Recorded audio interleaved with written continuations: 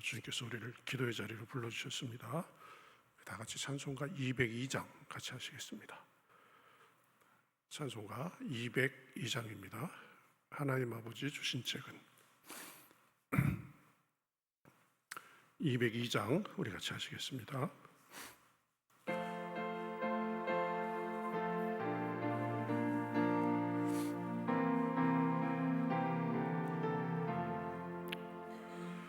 하나님 아버지 주신 책은 귀하고 중하신 말씀일세.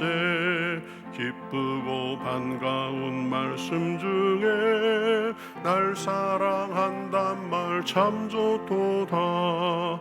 주께서 나를 사랑하니 즐겁고도 즐겁도다. 주께서 나를 사랑하니 나는 참 기쁘다.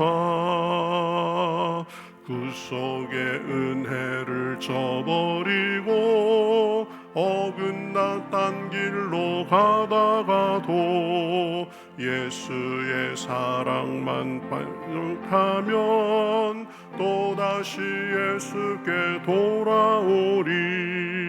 주께서 나를 사랑하니 즐겁고도 즐겁도다. 주께서 나를 사랑하니 나는 참 기쁘다.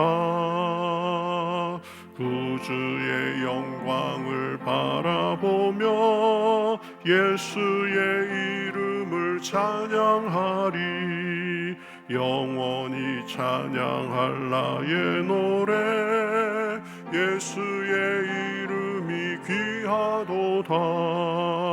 주께서 나를 사랑하니 즐겁도도 즐겁도다.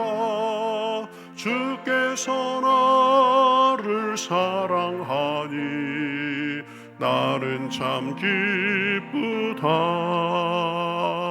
주께서 하시오니 나 또한 예수를 사랑하네. 날 구원하시려 내려오사 십자가 위에서 죽으셨네. 주께서 나를 사랑하니 즐겁도도 즐겁도다. 주께서 나를 사랑하니 나는 참 기쁘다. 주 예수 날 사랑하시오니 마귀가 놀라서 물러가네. 주 나를 이렇게 사랑하니 그 사랑 어떻게 보답할까. 주께서 나를 사랑하니 즐겁고도 즐겁도다. 주께서 나를 사랑하니 나는 참 기쁘다. 아멘. 성경 말씀 잠언 23장 1절부터 12절까지 보겠습니다. 잠언 23장입니다. 구약 성경 936면에 있습니다.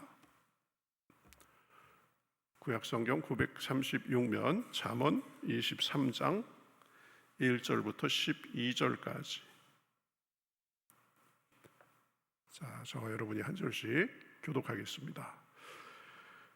내가 관원과 함께 앉아 음식을 먹게 되거든 삼가 내 앞에 있는 자가 누구인지를 생각하며 내가 만일 음식을 탐하는 자이거든 내 목에 칼을 둘 것이니라. 그의 맛있는 음식을 탐하지 말라. 그것은 속이는 음식이니라. 부자 되기에 애쓰지 말고 내 사사로운 지혜를 버릴지어다. 내가 어찌 허무한 것에 주목하겠느냐. 정령이 재물은 스스로 날개를 내어 하늘을 나는 독수리처럼 날아가리라. 악한 눈이 있는 자의 음식을 먹지 말며 그의 맛있는 음식을 탐하지 말지어다. 그저 대저 그 마음의 생각이 어떠하면 그 위인도 그러한즉 그가 내게 먹고 마시라 할지라도 그의 마음은 너와 함께 하지 아니함이라. 내가 조금 먹은 것도 토하겠고 내 아름다운 말도 헛된 대로 돌아가리라.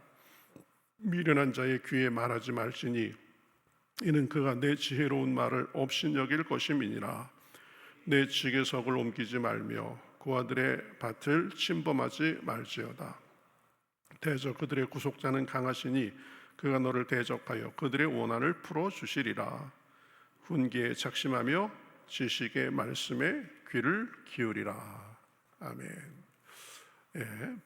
잠언은 우리 삶의 지혜를 가르쳐주는 책입니다. 지식의 근본, 지혜의 근본은 여호와를 경외하는 것이라고 했습니다.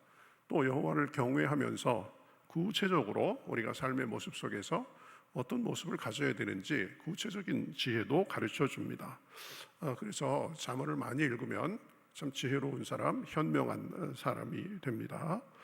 세상을 살아가면서 지혜가 참 중요합니다. 이 선한 것을 분별하며 사는 것이 중요합니다.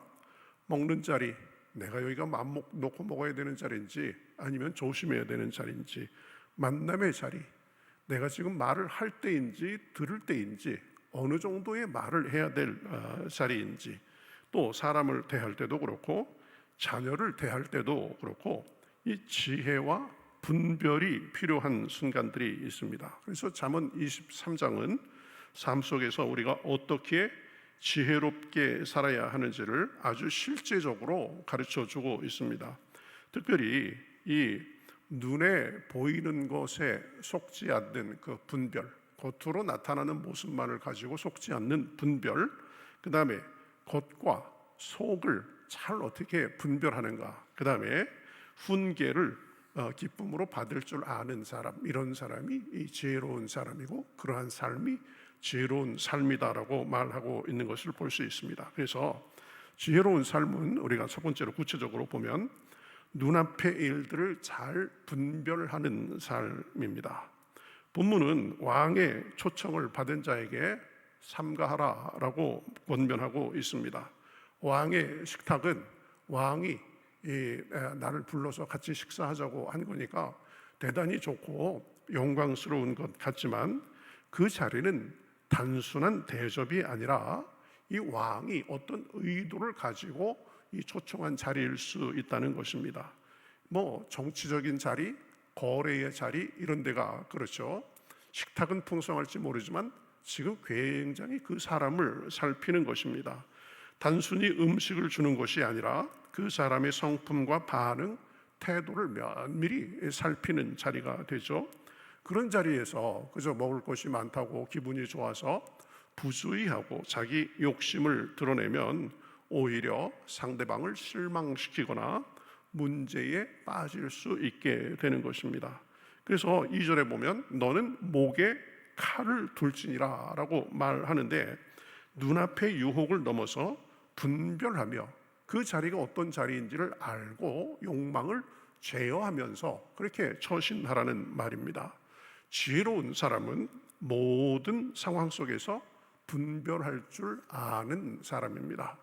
내가 지금 들 자리인지 날 자리인지 해야 되는 말인지 하지 말아야 되는지 또 말을 하더라도 어느 정도의 수위를 해야 되는지를 잘 분별해서 해야 되는 것입니다. 눈앞의 이득이 아니라 하나님 앞에서의 중심과 절제, 분별이 훨씬 중요한 것입니다. 그저 내게 이익이 될 것 같다고 그거 덥석 물으면 나중에 그것이 해가 되는 일이 참 많습니다. 마태복음 4장에 보면 이 마귀가 예수님을 시험하면서 이렇게 말합니다. 세상의 모든 영광을 보여준 후에 나에게 절하라 그리하면 이 모든 것을 내게 주리라 라고 말합니다. 그러나 예수님께서는 그것이 말뿐인 것을 알고 그것이 유혹임을 알고 주 너의 하나님께 경배하고 다만 그를 섬기라 하였느니라 이렇게 물리친 것을 볼 수 있습니다. 영광이고 세상을 다 준다고 해서 그것이 좋은 것이 아니라는 것을 분별한 거죠. 마귀는 우리 약점을 이용해서 분별력을 잃도록 하는 것입니다. 그러나 예수님처럼 분별하면서 지혜롭게 대처해 나가야 됩니다. 지혜로운 사람은 눈앞에 벌어지는 일, 보이는 현상에 빠져서 그저 아무것도 보지 못하고 행동하는 것이 아니라 잘 분별하며 대처하는 사람입니다. 우리는 지혜가 없습니다. 그러나 우리가 하나님을 의지하고 말씀을 보고 기도하면 주님께서 우리에게 분별할 지혜를 주시는 것입니다. 너는 이렇게 해라. 그러면 하나님께서 가르쳐 주시는 거예요. 근데 하나님은 가르쳐 주실 뿐만 아니라 우리가 진심으로 의지하고 그러면 그걸 행할 지혜와 힘까지 주시는 것입니다. 눈앞의 일을 잘 분별해야 한다고 했습니다. 두 번째는 겉모습과 속까지 잘 분별할 수 있어야 됩니다. 이 6절부터 8절에 보면 악한 눈을 가진 자의 음식을 먹지 말라는 표현이 나오는데 이것은 진심 없는 사람과의 교제를 조심하라는 것입니다. 겉으로는 친절하고 넉넉하게 보이지만 속은 탐욕과 계산으로 가득 찬 사람이 있습니다. 그런 사람은 상대방을 인격으로 대하는 것이 아니라 수단으로, 도구로 여기는 거죠. 그래서 본문 7절에 보면 그의 마음은 너와 함께하지 아니함이라 라고 말하고 있습니다. 겉과 속이 다른 사람의 관계에 깊이 들어가지 말고 분별하라는 강한 교훈이 되는 것입니다. 진짜 복된 삶은 깊이 있는 관계, 또 신뢰가 있는 교제, 사랑으로 베푸는 자리를 통해서 이루어집니다. 그러나 겉과 속마음이 다르게 나에게 다가오는 사람은 겉으로는 웃고 친절해 보인다고 할지라도 그것을 간파하고 우리가 겉과 속을 잘 분별할 때 비로소 지혜가 있게 되는 것입니다. 겉모습이 다가 아닙니다. 그것을 늘 명심하고 속에는 무엇이 있을까까지 살펴야 되는 것입니다. 한 예술가가 시장에서 작은 전시회를 열었습니다. 탁자 위에는 금색으로 칠한 돌멩이 이런 것들을 전시해 놓고 그 옆에는 흙먼지 묻은 이 정육면체 조각상을 놓았습니다. 사람들은 이 금칠한 돌멩이에 관심을 보여가면서 이건 얼마냐라고 막 묻고 그랬지만 그 옆에 있는 흙 묻은 조각상은 쳐다보지도 않습니다. 무시하지 않습니다. 그런데 마지막 날 한 조각상을 거래하는 상인이 왔고 그 흙덩이를 조심스럽게 닦아보더니 말했습니다. 이거 진짜 청동 조각이네요. 예술적으로 아주 훌륭해 보입니다. 그래가면서 진짜를 알아보고 거기에 관심을 보였다는 것입니다. 사람들은 그제야 진짜 가치를 겉모습으로만 판단할 수 없다는 사실을 깨닫게 됐다고 합니다. 우리도 겉모습을 넘어서 속을 분별할 수 있어야 됩니다. 그저 말 몇 마디, 행동 몇 개 보고 그 사람의 의도에 대해서 단정하면 안 됩니다. 이 사기당하는 사람들이 그렇죠. 몇 번 잘해주고 그러면 그냥 거기에 완전히 그냥 속 넘어가가지고 속도 다 보여주고 그러다가 나중에 뒤통수 맞고 그러는 거죠. 잠언 14장 15절에서는 이렇게 말합니다. 어리석은 자는 아무 말이나 믿으나 슬기로운 자는 자기의 행동을 삼가느니라. 이 사람이 하는 말이 진심인지 그저 겉으로만 하는 말인지 잘 분별해 가면서 속의 의도까지 꿰뚫어 볼 수 있어야 되는 것입니다. 토마스 왓슨이라는 사람은 이런 말을 했습니다. 당신의 잔이 채워졌다고 해서 그 잔이 복된 것이라고 생각하지 마라. 그 잔에 독이 들어 있을 수도 있다. 누가 그저 무엇이 가득 든 잔을 주었다고 해서 그 기분 좋다고 그냥 벌컥벌컥 마시면 그거는 섣부른 행동이라는 것입니다. 그 안에 무엇이 있는지, 의도가 무엇인지까지를 잘 보고 해야 되는 거죠. 지혜로운 사람은 분별하는 사람입니다. 또 겉과 속까지 분별하는 사람입니다. 마지막 지혜로운 삶은 훈계를 달게 받는 것입니다. 본문은 훈계에 착심하면서 지식의 말씀에 귀를 기울이라고 말씀합니다. 착심하고 귀를 기울이라는 말은 귀 기울여 듣고 마음에 새기라는 말입니다. 아이를 훈계하라는 말씀도 나오죠. 아이들을 잘 훈계하면서 가르쳐야 된다는 것입니다. 성경은 사랑의 훈계가 자식의 생명을 살린다고 말합니다. 하나님께서도 마찬가지로 자녀인 우리를 사랑하시기 때문에 훈계하시고 책망하시고 돌이키게 하시는 것입니다. 진짜 지혜로운 사람은 훈계를 기쁘게 여기며 그 안에 생명이 있음을 알고 믿음으로 따르는 사람입니다. 늘 그저 귀에 좋은 말만 하는 사람은 조심해야 됩니다. 어떻게 사람이 좋은 모습만 있겠습니까? 어떻게 그렇게 좋은 말만 하면서, 듣기 좋은 말만 하면서 살겠습니까? 그렇죠? 그러니 때로는 나에게 조금 거스르는 말도 잘 들을 수 있어야 되는 것입니다. 한 청년이 이 사춘기 시절에 반항적이었고, 그래서 아버지와 자주 부딪혔습니다.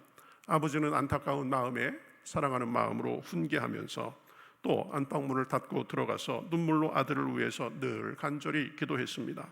청년은 문틈 사이로 들리는 기도 소리를 듣고 아버지가 나를 위해서 이렇게 많이 기도하는구나 라는 사실을 알고 충격을 받았고, 자신의 교만과 미련함을 깨닫고 돌아서게 됐다고 합니다. 그 후에는 이제 신실하게 신앙의 길을 걸어서 목회자가 되었고, 그러면서 이제 간증 중에 이렇게 말했습니다. 아버지의 훈계와 기도는 제 인생을 휘어잡은 가장 강한 회초리였습니다.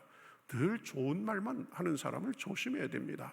자녀를 사랑하면 그러면 이 쓴 말도 할 수 있어야 되는 거죠. 잠언 3장 11절 12절 여호와의 징계를 경히 여기지 말라. 그는 아비가 그 기뻐하는 아들을 징계함같이 하시느니라. 하나님께서 때로는 훈계하시고 깨닫게 할 때가 있습니다. 책망하실 때도 있습니다. 그때 감사히 받고 나를 돌아보고 고쳐야 되는 것입니다. 잠언 13장 18절에서는 이렇게 말합니다. 훈계를 저버리는 자는 궁핍과 수치를 당하거니와 책망을 받는 자는 존영을 이어가느니라. 훈계는 당시에는 비록 써도 달게 받으면 그 사람의 삶에 약이 되는 것입니다. 하나님께서 우리를 훈계하실 때 때로는 주변에서 나에게 필요한 충고를 할 때 귀를 열고 마음은 조금 고통스럽고 그렇다 할지라도 그걸 잘 새겨 들을 수 있어야 됩니다. 아이들에게도 사랑으로 잘 훈계하며 가르쳐야 됩니다. 아이를 혼내지 않는 것은 사랑이 아니라 방임이며 영혼에 대한 무관심이다 라는 말을 존 파이퍼라는 사람은 말했습니다. 훈계를 잘 듣고 또 내 자녀에게도 좋은 훈계를 잘 할 수 있어야 그것이 지혜로운 삶이 되는 것입니다. 잠언 23장은 일상에서 드러나는 인생의 지혜를 가르쳐 줍니다. 상황을 잘 분별해서 처신할 줄 알고 상대방의 겉과 속을 잘 분별할 줄 알고 훈계를 달게 받는 것, 이것이 지혜의 삶입니다. 그 사람은 결국 하나님의 복과 평강 안에 거하는 삶을 살게 됩니다. 우리는 스스로 지혜가 없습니다. 그러나 하나님께서 우리가 구하고 기도하면 지혜를 주신다고 약속하셨습니다. 야고보서 1장 5절에 보면 너희 중에 누구든지 지혜가 부족하거든 모든 사람에게 후히 주시고 꾸짖지 아니하는 하나님께 구하라. 그리하면 주시리라 라고 말씀했습니다. 내가 이 정도면 됐다라고 할 수 있는 사람 없습니다. 우리는 연약합니다. 분별력도 약합니다. 그러나 이 모든 사람에게 후히 주시고 꾸짖지 아니하는 하나님께 구하면 오늘도 주시는 줄 믿습니다. 오늘도 주님 앞에 구하는 가운데 주님께서 풍성한 지혜와 삶의 능력을 부어주시기를 우리 주님의 이름으로 축복합니다. 우리 같이 기도하겠습니다. 하나님 감사합니다. 오늘도 불러주셔서 우리가 어떻게 사는 것이 지혜인지 생각하게 하시니 감사합니다. 상황을 잘 분별해서 처신할 줄 알고 또 겉과 속을 잘 분별할 수 있는 지혜를 허락하여 주시옵소서. 또 주님께서 주시는 훈계를 달게 받고 또 우리 자녀들도 훈계로 잘 양육할 수 있도록 인도하여 주시옵소서. 우리 스스로에게 지혜가 없습니다. 분별력이 없습니다. 그러나 모든 사람에게 후히 주시고 꾸짖지 아니하는 하나님이 계시오니 주여 오늘 우리가 기도할 때 지혜를 주시고 하나님의 은혜로 삶의 풍성한 은혜와 능력이 있을 수 있도록 인도하여 주시옵소서. 삶의 문제 가운데 기도하는 사람들, 하나님 앞에 안타까운 마음으로 여러 가지 기도를 하는 사람들, 하나님 오늘도 은혜를 주시고 우리 방송으로 함께 하시는 모든 분들에게도 함께하여 주셔서 오늘도 주님의 지혜와 은혜와 능력이 풍성한 삶이 될 수 있도록 함께 하시고 주님과 동행하게 역사하여 주시옵소서. 감사하며 예수님의 이름으로 기도하옵나이다. 아멘. 예, 오늘은 금요일입니다.